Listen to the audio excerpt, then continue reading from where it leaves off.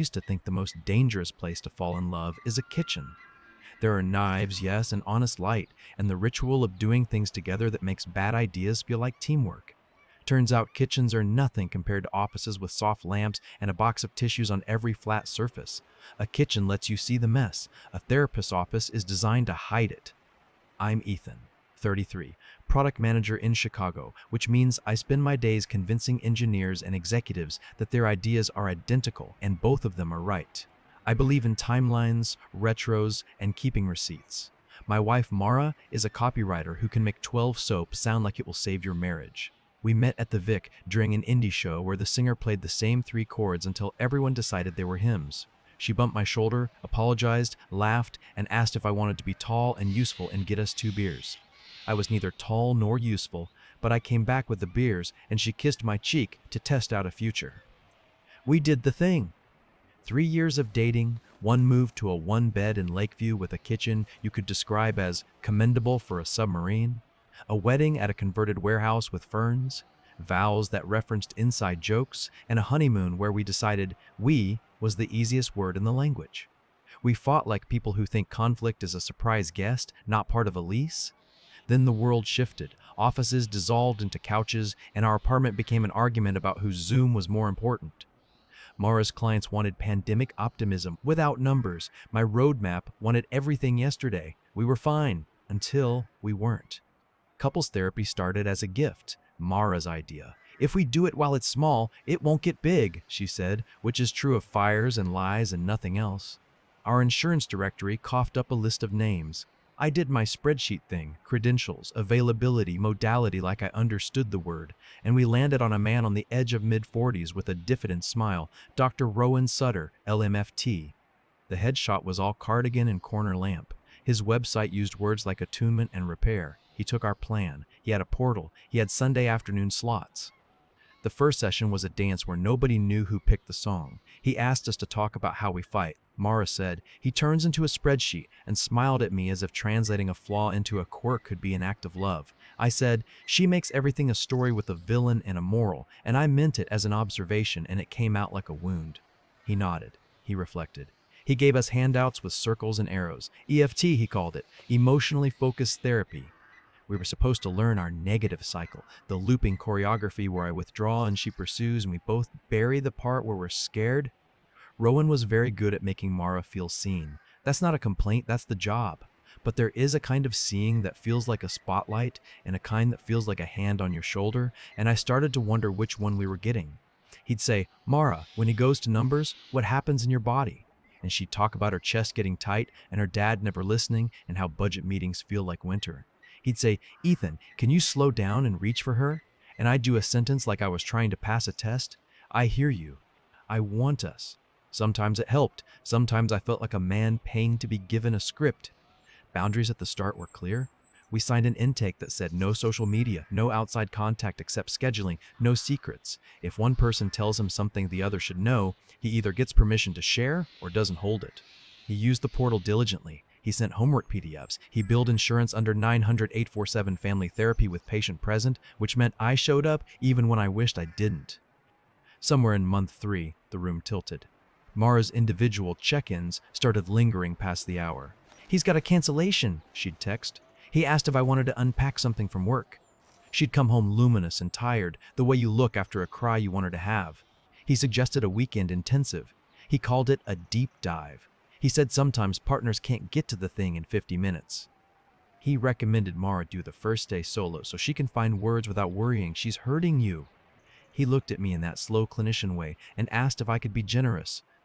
I'm not proud of how badly I want to be the kind of man a clinician would approve of. "If it helps," I said. Mara squeezed my hand and sent me a text that night from the living room, even though I was in the bedroom. "Thank you for trusting me." I wanted to. I did. I also check our insurance portal like it's a stock ticker. It's not control, it's trauma from a billing department that once sent me to collections for a flu shot. That's why I saw it. A claim from Rowan's billing service for family psychotherapy without patient, telehealth, 60 minutes, dated a Wednesday at 11:30 p.m. I had been asleep. The claim labeled the session extended check-in safety. Under diagnosis, Z6320, problems in relationship with spouse or partner. Under place of service, ZO2 telehealth. Underprovider memo, late night anxiety. The claim had a note in the corner, patient authorized out of hours contact.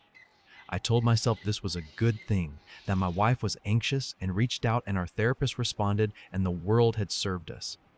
Then the next week, there were two more, one at 10,052 p.m., one at 12,017 a.m., 30 minutes each. Then two daytime individual psychotherapy, codes that our plan would only reimburse if there was a documented medical necessity. I'm not the diagnosis police. I also know medical necessity is a phrase that can do anything if you stare at it long enough.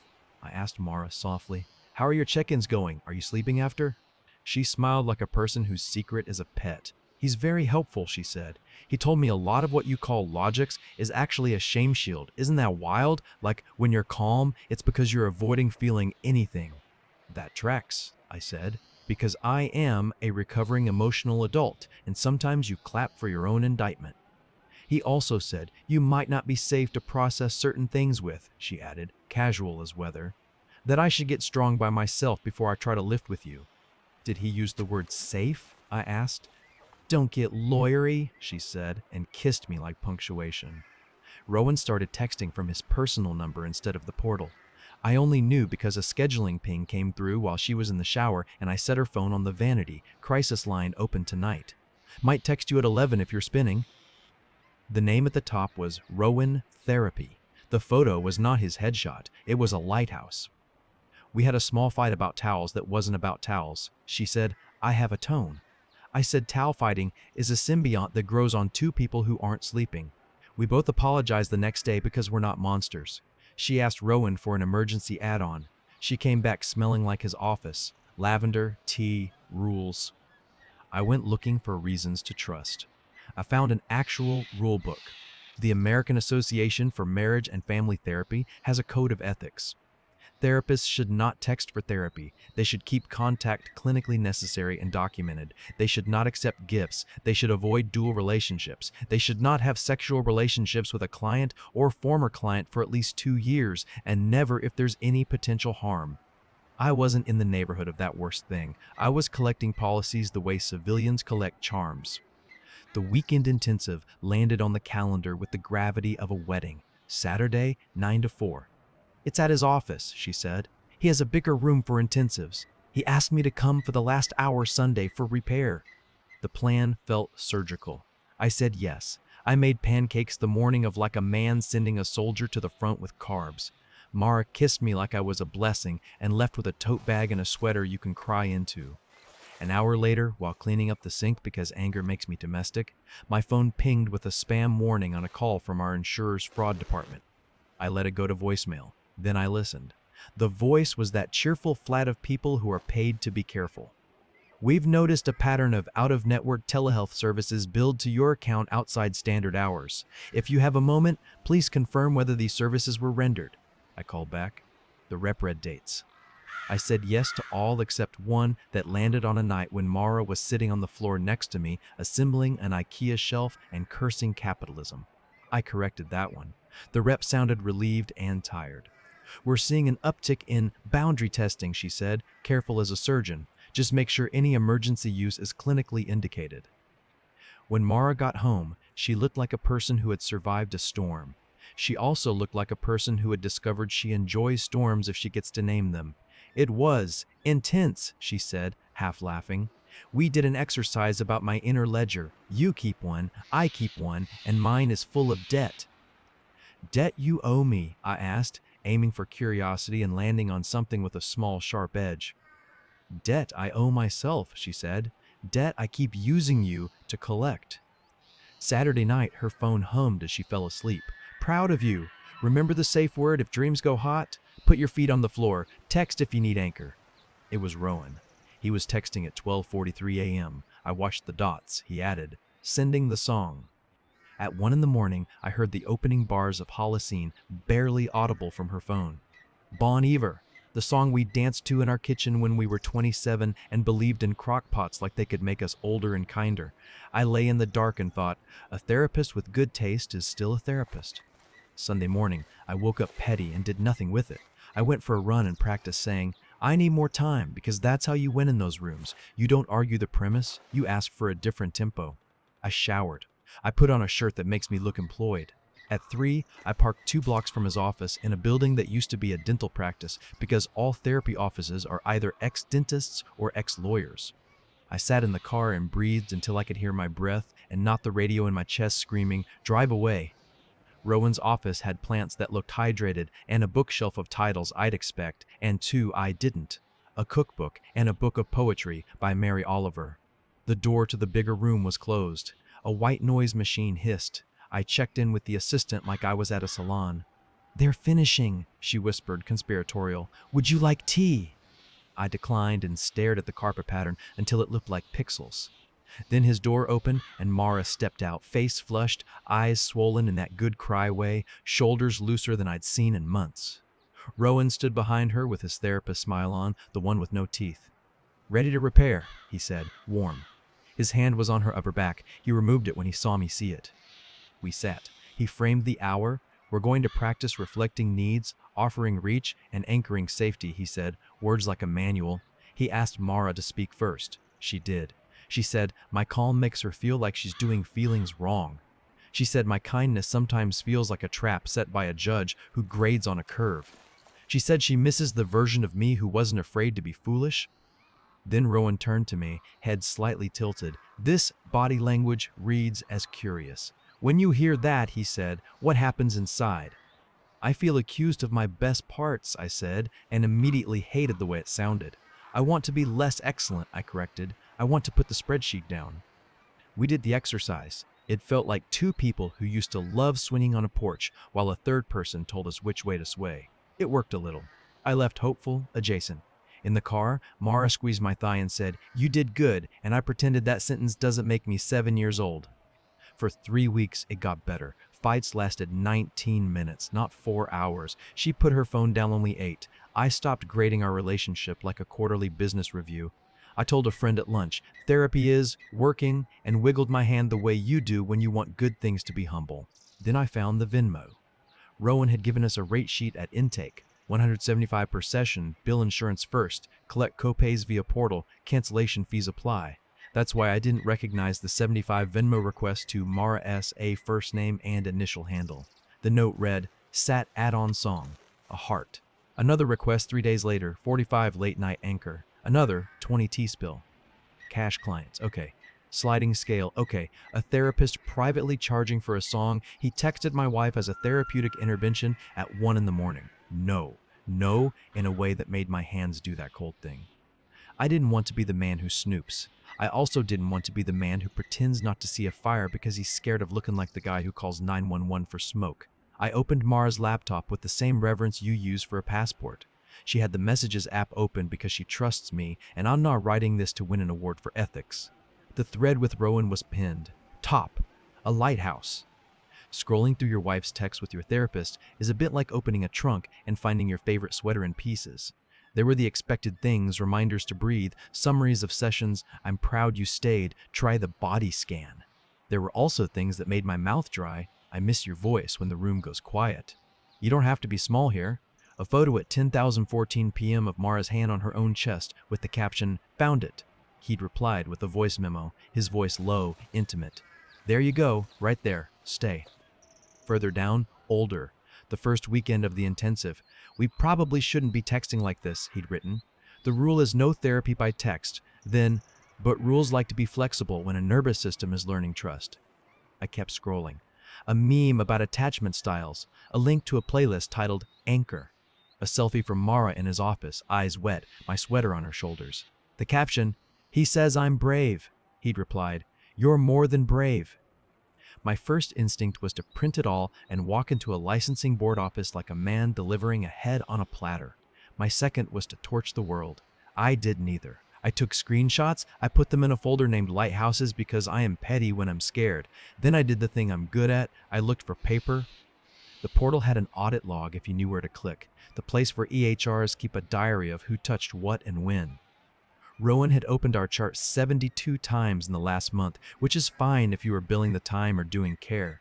He had added 2 non-billable addenda at 12,005 a.m. with the phrase, "See personal communication." He had not uploaded the personal communication because he is not an idiot. He had also changed the diagnosis from relationship problem to unspecified trauma and stressor-related disorder in a Mara-only note filed the night she told him she was having nightmares where I stood in the doorway and graded her crying. Insurance paid more on that code. I know because codes are my love language. I called our insurer's clinical line and asked, hypothetically, what constitutes a conflict of interest for a couple's therapist texting one partner outside of session. The nurse on the line took a breath a little too loud. Documentation and transparency, she said. If the other partner doesn't know and it's not clinically necessary, that's a boundary issue. If there's any indication of dual relationship, we refer to compliance. Dual relationship, I repeated, like a man measuring a wall before he hangs a picture on it. It means being more than one thing to the patient, she said. Therapist and friend, therapist and more. I didn't say more out loud. I put the word in my mouth and let it sit there like ice. I asked Mara to pause therapy. Gentle, I feel like we're bending rules, I said. Can we take a breath and find someone who sticks to the manual? She went still, then performed calm. You want to sabotage the only thing that's helping, she said. You'd rather be right than feel me? I'd rather not lose you in a room I'm paying for, I said. She packed a bag that night for a friend sleepover. She said Moira's name the way people say brands. I watched her find my dot go to Raven Wellness instead, the building where Rowan's office lives. I could have followed. I could have blown it up with a door and a sentence. Instead, I did what men in insurance commercials do when they want to not be the villain. I called the licensing board to ask about reporting procedures in cases of suspected boundary violations. The woman on the phone spoke like a courtroom. If you believe there is sexual misconduct or an inappropriate relationship, she said, we accept confidential complaints with documentation. The clinician will be notified, an investigator will be assigned, and both parties will be interviewed. Do not confront in the meantime. Do not destroy evidence. If there's immediate risk, call law enforcement. Immediate risk, I said. Safety, she said. Coercion, retaliation. I drove, not in a rage, in that state where your body does what your mind is not sure it's allowed to do. I parked half a block away because I am a coward in the way that keeps people alive. Rowan's building has thin curtains and good heating. The hallway lights leak under doors. It was after 10. The cleaning crew had left. The white noise machine was off. His door was cracked, just enough for sound to forget it was supposed to stay inside. Her laugh, a low male voice. Not syllables, not confession. The sound of two people who have forgotten about microphones and clocks and the part in the manual where the therapist stops being a person. I lifted my phone and started recording, not to go viral, to save myself later when kindness tried to rewrite scenes. I moved closer and the door, traitorous, gave me 1 inch more. The office lamp made a triangle of light that caught a hand in motion, his pushing hair behind her ear. If this were a movie, that would be the frame where the audience knows and the protagonist still hadn't caught up. I was caught up. I was an Olympic athlete and catching up. Then the phone buzzed in my hand with a text from Mara. Phone died earlier, heading home in a bit. Love you. The glow from her phone sat on Rowan's side table, the lighthouse in miniature. The text was a schedule. The lie was an agenda. Inside, a chair creaked, and there was the unmistakable sound of a body remembering it has a back. I stepped back because I'm not interested in being arrested for knowing what I already knew. I stood in the hallway like furniture. I let the recording run for 30 more seconds. Then I turned and walked down the stairs and out into air, the temperature of an argument. Back in my car, I put the phone face down on the passenger seat and stared at my own hands on the steering wheel like a stranger had lent them to me. I could feel the old part of me wanting to do something dramatic, kick the door, demand repentance, play God with a spreadsheet and a flamethrower. The newer part of me, the one that has learned the rhythm of insurance and licensure and the way institutions like to be told the story by nouns, said, wait, collect, file, choose a hammer later, make sure it's the right one. So I went home. I fed the cat. I took the screenshots off my phone and put them in a folder with a name that would keep me from doing anything stupid tonight. I opened a blank document and wrote a sentence I never thought I'd write in my own house, in my own kitchen, under the soft light we picked out together. My wife is having an affair with our couple's therapist. Then I started writing down everything that comes after. In the morning, I made coffee with hands that wouldn't stop being steady. I wrote 3 lists on a legal pad because writing the thing down made the room less loud, who to notify, what to preserve, what not to do. Under what not to do, I wrote in block letters, don't scream, don't post, don't threaten. Under what to preserve, I wrote, portal audit, EOBs, Venmo screenshots, texts with lighthouse, consent packet, code of ethics pages.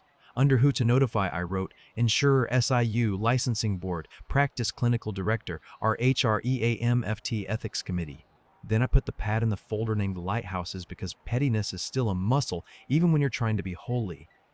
I started with the most boring phone call on earth, Insurance Special Investigations. The man on the line had the cheerful fatigue of someone who knows how many people bill a feeling like it's a procedure. I kept my voice measured. I'm calling about out-of-hours telehealth charges from our couples therapist to my wife, I said. I have portal logs, EOBs, and text messages suggesting undisclosed after-hours contact and cash side billing through Venmo. I also have reason to believe there's a dual relationship that's prohibited by his code of ethics. I'm not asking you to arrest anyone. I'm asking where to send the file. Email the SIU intake, he said, spelling out a mailbox that sounded like a password. Attach whatever you have. We'll open a case. If there's a licensure issue, file with the state board. We do claims. They do people. Next, the licensing board. The woman who answered spoke in courtroom commas. I explained the boundary crossings in nouns, late-night texting, out-of-session anchor charges via Venmo, undisclosed one-on-one intensives during couples therapy, and a pattern of contact that looked and sounded like romance from the middle of the work. I did not say the word affair. I said, I believe there's sexual misconduct with a current client in a couple's context. She didn't gasp. She asked for dates, addresses, and whether I could provide the intake and consent forms. I could. I emailed the forms with the clause highlighted that said, no separate secret relationships with either party, all out-of-session contact shall be administrative only and documented in the chart. I wrote a short, emotion-free email to the American Association for Marriage and Family Therapy Ethics Committee with the complaint number the board gave me, quoted the sections of their code, Rowan's own intake said he adheres to, attached the Venmo screenshots, and hit send. The AAMFT auto-reply promised a human in 5 business days. I printed the auto-reply anyway because a promise is still paper. I considered calling his office and asking for the clinical director. It turns out Raven Wellness was a group, not a solo. Their website had a compliance email. I wrote to it with the subject line, boundary concern, regarding clinician Sutter, urgent. I kept the body to 5 sentences and attached exactly 3 screenshots, the Venmo request, SAT add-on song, the text, crisis line open tonight, might text you at 11, and the portal audit showing a 12:51 a.m. addendum, see personal communication. I CC'd the licensing complaint number. Then I turned my phone face down and put my head on the cool wood of the table and let the quiet sit on my shoulders for exactly 60 seconds. After that, I wrote to Mara, not a manifesto, not even an ask, 5 short lines. I know about you and Rowan. I have filed complaints with the board and our insurer. Please direct any therapy-related communication through your counsel. I am moving to the 2nd bedroom and will begin a separation. Feed the cat at 6. I signed it with my name and not Babe, and I did not reread it because the only thing worse than sending that email is editing it until it bleeds. She didn't answer right away. She called instead. I let it go to voicemail because my voice couldn't be trusted not to confess to loving her. She didn't leave one. She texted, "This is a grotesque misunderstanding." Then, "You are punishing me for getting help." Then, "We didn't do anything wrong." Then, "He says you're dangerous when you're logical." I replied with 3 words, "Through your counsel." At noon, my phone lit with an unknown number and a voice that belongs to people whose names appear under clinical director on websites with photos of ferns. "Mr. Winters, this is Dr. Patel from Raven Wellness. We received your compliance email. We take boundaries extremely seriously. I need to ask a few questions, and then I'm going to ask you to forward the documentation to our internal investigator." She asked for dates, for the Venmo handles, for the portal audit shots. I sent them while we were on the phone. There was a beat, just human, not administrative. "I'm sorry," she said softly. "This is not the work." I believed her because it sounded like she was pulling a splinter out of her own palm. By 3, SIU wrote back with a formal letter. Case number, investigator assigned, request for permission to contact the practice and the provider. I signed the release. At 4, the licensing board sent me the boring email I was waiting for. Complaint accepted, preliminary review underway, investigator will be in touch. I printed it. I put it under lighthouses. I wrote on a sticky, gravity is slow, then fast. At 6, Mara came home. She didn't slam any doors. She dropped her bag, looked at the empty space where she usually put her shoes, and then at me like she was trying to locate the script we usually use to end scenes. "What did you do?" she asked without sitting down. "I told the people in charge of the rules that the rules were broken," I said. "The rest will be adults doing adult jobs." "You humiliated me," she said. "You want him to lose his license because you can't stand the idea that someone knows how to talk to me?" "I want the state to decide whether a therapist can bill our insurance for late-night anchors, charge you for playlists, text you, 'I miss your voice at 1 a.m., put his hand on your back, invite you to weekend intensives without me during couples therapy, and then pretend a lighthouse emoji is clinical," I said. "This is not about my jealousy. This is about my name on bills and my marriage on his calendar while his hands are on your face." She flushed. It wasn't guilt. Not exactly. It was the first sign she'd seen the room the way I'd been seeing it for a week. Then she reached for her defense like a firefighter going for a hose. "Somatic work uses touch," she said. "That's what he does. He helps me feel my body." Our intake says no physical touch without explicit consent by both parties in a couple's context. Our intake says no secrets between individual and couple work. Our intake says a lot of sentences. I can quote because I'm the guy who reads forms, I said, too gently for how mad I was. If he wanted to do somatic work, he should have referred you to an individual therapist with clean boundaries and disclosed it to me. He didn't. He chose a different word, special. "This makes you happy," she said finally, and it was so strange, I almost laughed. "This makes you feel righteous." "It makes me feel like I finally did one thing my future self won't have to apologize for," I said. She went to the bedroom and came out with a weekender bag. "Moira's," she said. "Don't lock me out." "I won't," I said. "The lease is in both our names." It was a bureaucratic kindness, and we both knew it. That night, I emailed my boss and asked for 2 days off. "Family emergency," I wrote. He replied with a calendar block and "no need to explain." I slept on the couch even though the bed was empty because the couch was a room for learning. By morning, the practice had done what practices do when their liability wakes up scared. Dr. Patel called to say Rowan had been put on immediate administrative leave pending investigation, all of his clients would be reassigned, and I would receive a letter outlining the process. "We will also be contacting your wife," she said carefully. "I expect this will be upsetting." "I expect a lot of things to be upsetting this week," I said. At 11, an email arrived from Compliance Raven Wellness with the subject, Interim Remedial Actions. In bullet points, the clinician's access to the EHR was suspended, devices collected, personal accounts to be imaged by a third-party forensic vendor, mandatory reporting to the malpractice carrier initiated, regulator notified, all couples cases reviewed for risk. They attached a copy of their internal policy on dual relationships with item 4.1 highlighted. No clinician shall enter into a personal, social, business, or romantic relationship with a current client or a former client within 2 years of the last professional contact. In couples therapy, no separate relationship with either partner is permitted indefinitely. That policy was older than our marriage?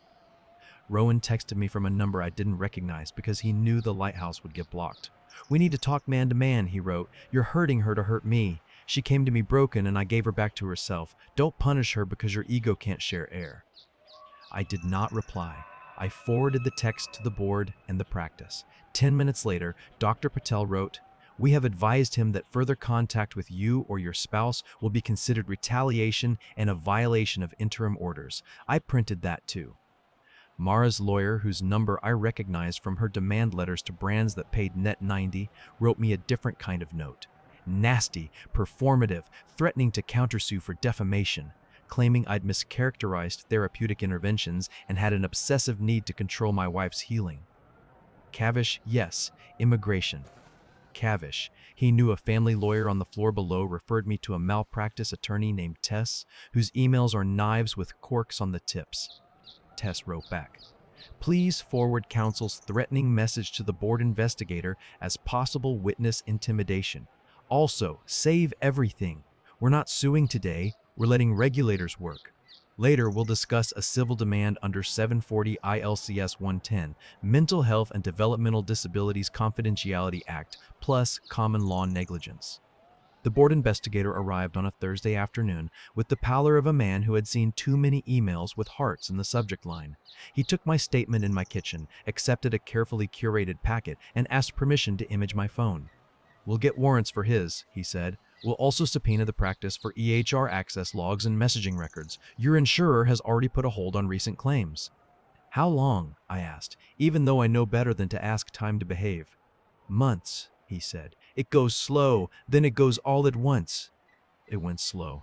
In that slow, Mara yo-yo-yoed between fury and quiet. She sent a 3-page text the week after he was suspended accusing me of trying to erase her healing. I didn't respond. 2 days later, she sent one line, "I'm scared." I responded to that one, "I know, me too." She didn't ask to come back. I didn't ask her to.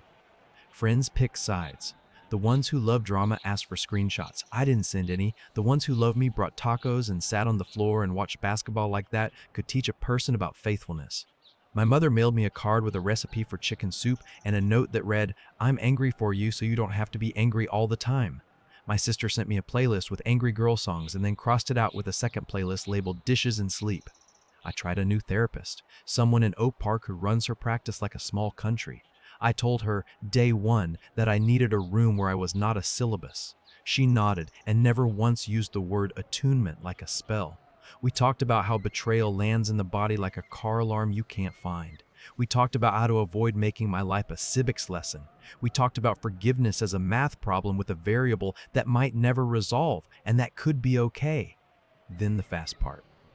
SIU closed its review with a finding of unsupported billing on 3 late-night codes and a notification to the practice that reimbursements would be recouped.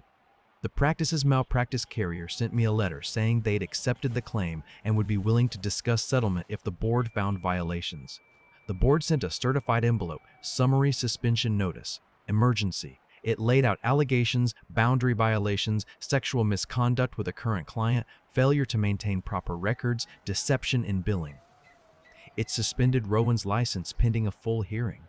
It used phrases no one wants next to their name: immediate danger to the public, substantial likelihood, evidence of ongoing harm.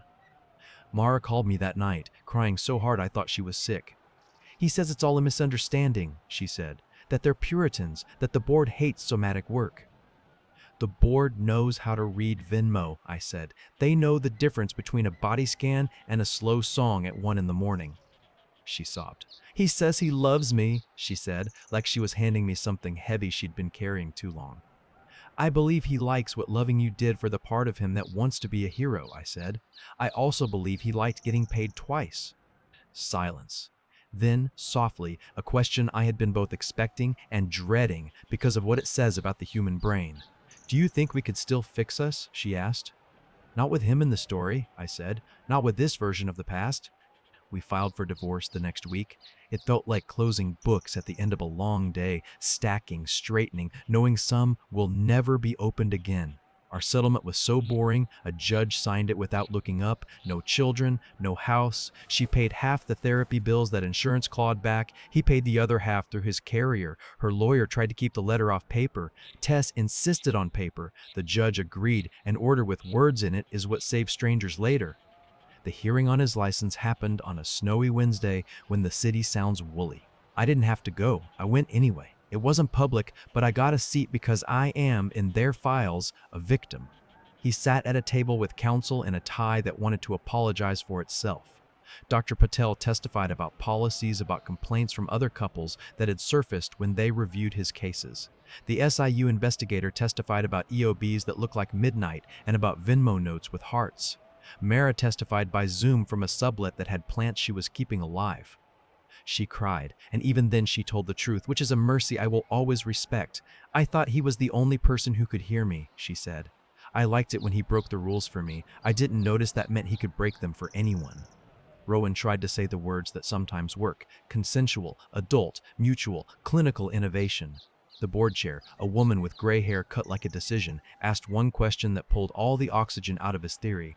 "Did you inform the husband during active couples therapy that you were initiating out-of-session contact, including physical touch and late-night messaging with his wife?"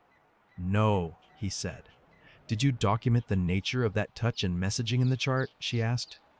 I elected not to include private content, he said, and his counsel flinched like someone had kicked him under the table. The board revoked his license. Not probation, not a slap. Revoked. He can petition in 5 years if he wants to take the shame for a walk. The order went into a database that compliance people read, that therapists who supervise interns read, that insurance panels read. The malpractice carrier cut a check to cover my legal cost and repaid the insurer. The practice sent me a letter apologizing without using the word fault and offering 3 free sessions with a different clinician to help you restore your trust in the work. I folded it into thirds and put it in the folder. I didn't go back to their building. Mara texted that night, "I'm sorry. No defense, no adjectives, just 2 words that were too late and also exactly right." We met in a cafe where the ceiling is painted like a sky, and people pretend it's not winter by ordering iced things. She looked smaller in honest light. She fiddled with a napkin until it came apart. I told her the only version of truth that wouldn't rot. "I don't think you're evil. I think you were starving and someone fed you sugar and called it lunch. I can't make that lunch healthy by pretending it didn't happen." She nodded like she'd already had that conversation with a mirror. "I loved you," she said. "I don't know where that went." "I loved you too," I said. "I know exactly where mine went, into a file folder so I don't use it as a weapon." We laughed because sometimes the only way to end a scene is to earn a quiet laugh. Months happened, then a year with fewer sirens in it. I learned that grief becomes administrative if you stop feeding it adjectives, you cancel a streaming service, you change an emergency contact, you take the lighthouse out of your favorites. I stopped going to the grocery store where we used to argue about which yogurt counts as an act of war. I started running a loop that didn't pass as building. I dated badly and then adequately and then once, gently. The woman's name is Leah. She told me on our second date that she prefers boring men with interesting folders. I told her that was the kindest sentence anyone had ever said to me. We still argue about towels. We put them in the dryer for 5 minutes before showers and pretend that's a ritual and not a truce. As for karma, it didn't arrive with a flaming sword. It arrived like a memo. Rowan took down his website. His name showed up in a licensure database with a red box around it. The practice added a mandatory boundaries training module to their onboarding. An insurance webcast featured a slide with bullet points suspiciously similar to my folder. Friends of friends started sentences with, "Did you hear about that therapist who?" And I shrugged because rumor is a fire that doesn't need my air. Mara moved once, then again. She started seeing an older female therapist with 0 Instagram presence and a chair that looked like it believed in spines. She told me months later that they don't text.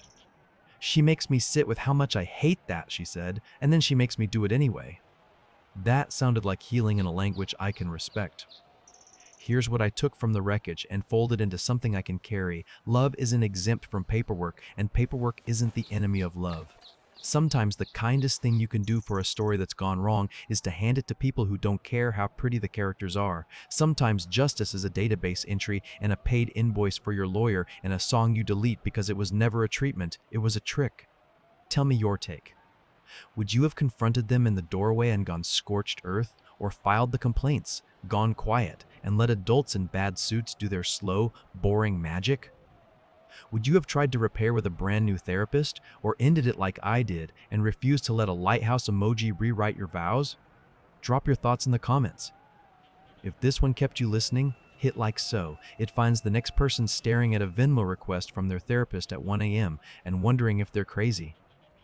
And subscribe for more long, messy, true-feeling stories where the twist isn't a masked villain, it's a code of ethics, an audit log, and a man who chose paper over noise.